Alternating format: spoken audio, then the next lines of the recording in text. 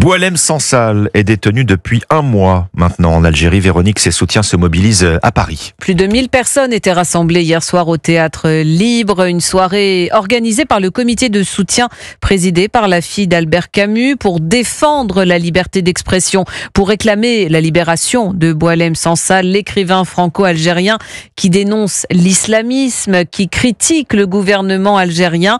Âgé de 80 ans, cet homme affaibli qui ne va pas bien selon son avocat. Reportage Europe 1 de Caroline Baudry. Sur le fond de scène, des photos du visage de Boualem Sansal défilent, lunettes fines et longs cheveux gris ramassés en arrière. Devant une salle comble, son avocat François Zimré alerte sur l'état de santé de l'écrivain de 80 ans. Il est atteint d'une infection qui appelle un traitement lourd, dont je ne suis pas sûr qu'il puisse lui être donné dans le cadre pénitentiaire de l'hôpital Mustapha d'Alger.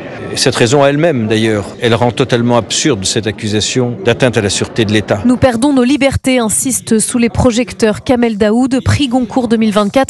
Lui aussi franco-algérien, lui aussi poursuivi par la justice de son pays d'origine. Être libre est difficile, je l'ignorais.